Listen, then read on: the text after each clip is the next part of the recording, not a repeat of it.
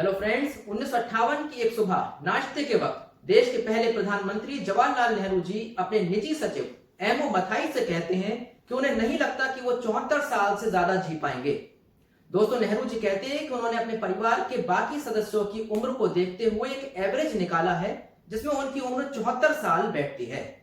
और दोस्तों, इत्तेफाक देखिए कि 27 मई 1964 को दोपहर 1:44 पर भारत के पहले प्रधानमंत्री और आज तक की तारीख में सबसे लंबे समय तक प्रधानमंत्री रहने वाले जवाहरलाल नेहरू जी 74 साल 6 महीने और 13 दिन की उम्र में इस दुनिया को अलविदा कह देते हैं। फ्रेंड्स, आज के हम अपने इस वीडियो में नेहरू जी के शासनकाल का मूल्यांकन करेंगे। दोस्तों, ये वीडियो बहुत ही इंफॉर्मेटिव होने वाला है, इसलिए हमारे वीडियो को आखिर तक जरूर देखिएगा। दोस्तों, चाहे आप भले ही स्टूडेंट हो, टीचर हो या कोई नौकरी करते हो या किसी भी फील्ड में हो, आज का वीडियो आपके लिए बहुत ही ज्यादा नॉलेज वाला होने वाला है। दोस्तों, लेकिन इससे पहले कि हम नेहरू जी के शासनकाल का मूल्यांकन करें, मैं आपको ये बात बता देना चाहता हूं कि जब भी आप नेहरू जी के राजनीतिक सफर का मूल्यांकन करें तो इस बात को अपने दिमाग में जरूर रखिएगा कि जिस वक्त नेहरू जी भारत के प्रधानमंत्री बने थे उस वक्त भारत गरीबी, अशिक्षा, बेरोजगारी और सांप्रदायिकता जैसी परेशानियों से बुरी तरह जूझ रहा था। दोस्तों, किसी प्रधानमंत्री के सामने इन चारों में से कोई एक समस्या भी अगर होती है तो उसकी रातों की नींद उड़ जाती है। नेहरू जी के सामने तो फिर भी ये चारों समस्याएं एक साथ थीं। इसके बावजूद भी नेहरू जी ने देश की राजनीति के सबसे बड़े पद को संभाला और चुनौतियों का सामना किया। दोस्तों, एक अच्छा और एक सफल लीडर वही होता है जो चैलेंजिंग टाइम में फ्रंट से लीड करता है। अच्छे समय में फ्रंट से लीड करना कोई बड़ी बात नहीं है। बड़ी बात तब है जब आप चुनौतियों से घिरे हुए हो और उसके बावजूद आप फ्रंट से लीड करें। दोस्तों, नेहरू जी के राजनीतिक सफर की सबसे बड़ी उपलब्धियों में से एक है जिसके बारे में अक्सर इतनी बातें नहीं होती, लोग भी अक्सर इनके बारे में इतना नहीं जानते हैं, वो है नॉन अलाइनमेंट पॉलिसी यानी कि गुट निरपेक्षता का सिद्धांत। दोस्तों, जब भारत आजाद हुआ तो उस वक्त पूरी दुनिया में अमेरिका और रूस के बीच चल रहे शीत युद्ध यानी कि कोल्ड वॉर की चर्चाएं थी। पूरी दुनिया, लगभग पूरी दुनिया दो हिस्सों में बटी हुई थी, एक अमेरिका के पक्ष वाले और दूसरे रूस के पक्ष वाले।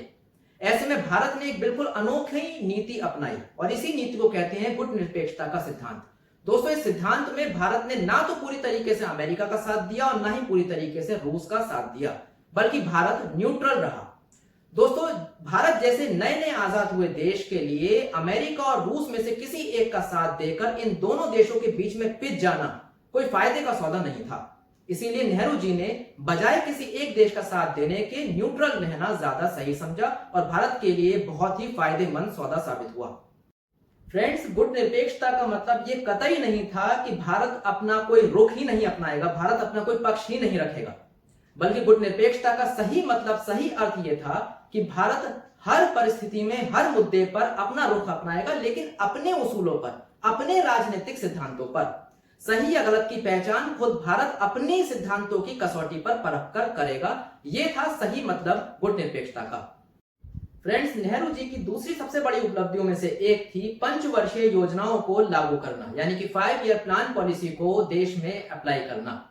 दोस्तों, ये पंचवर्षीय योजनाओं का ही कमाल था जिसकी वजह से भारत भुखमरी, अशिक्षा और बेरोजगारी जैसी समस्याओं से लड़ सका। साथ ही साथ में भारत ने खेती के क्षेत्र में भी बहुत तरक्की करी और साथ साथ में इंफ्रास्ट्रक्चर के मामले में भी भारत ने काफी तरक्की की थी। फ्रेंड्स, नेहरू जी की तीसरी सबसे बड़ी उपलब्धियों में से एक है एजुकेशन, साइंस और मेडिकल की फील्ड में उठाए गए नेहरू जी के कदम। दोस्तों, चाहे आप आईआईटी की बात कीजिए या आईआईएम की, जहां पर एडमिशन लेना हर स्टूडेंट का एक सपना होता है, जिसमें एडमिशन लेने के लिए हर स्टूडेंट दिन रात मेहनत करता है। दोस्तों, ये दोनों इतने बड़े एजुकेशनल इंस्टीट्यूट्स भी नेहरू जी के शासनकाल में ही खुल सके थे। दोस्तों, दूसरी तरफ all India institute of medical science यानी कि एम्स जैसा इतना बड़ा हॉस्पिटल भी नेहरू जी के शासनकाल में ही खुल सका था। दोस्तों, और दूसरी तरफ इसरो जैसी एक स्पेस एजेंसी जो हमारे भारत का नाम स्पेस में ऊंचा कर रही है, वो भी नेहरू जी की दूरदर्शिता का ही परिणाम था। फ्रेंड्स, आज के टाइम में बहुत सारे लोग नेहरू जी की बहुत आलोचना करते हैं, खासतौर से सोशल मीडिया पर तो कुछ ज्यादा ही। दोस्तों, आप नेहरू जी की आलोचना कर सकते हैं। एक लोकतांत्रिक देश में हर नागरिक को आलोचना का अधिकार है। आई होप आज की तारीख में भी यह है।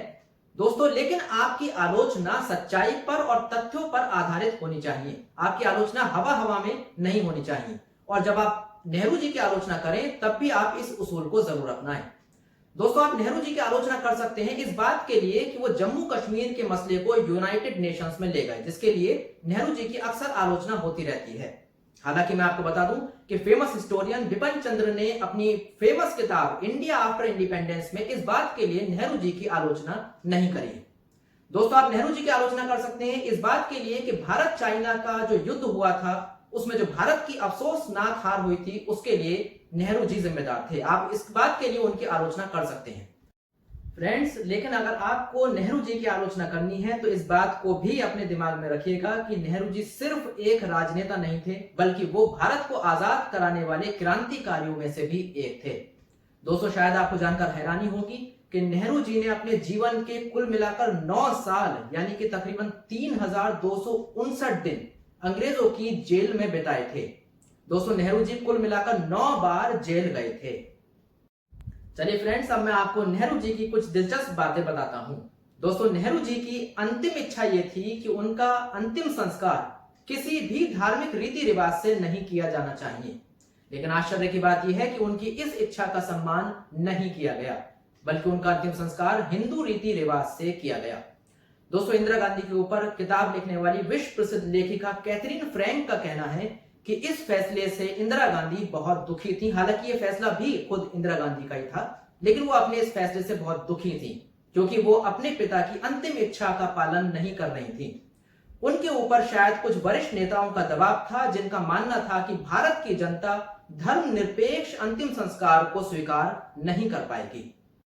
फ्रेंड्स नेहरू जी की छोटी बहन विजय लक्ष्मी पंडित ने अपनी आत्मकथा द स्कोप ऑफ हैप्पीनेस में लिखा है कि नेहरू जी अक्सर ये बात कहा करते थे कि उनकी मृत्यु के लिए सबसे अच्छा दिन बुद्ध पूर्णिमा यानी कि बुद्ध जयंती का हो सकता है।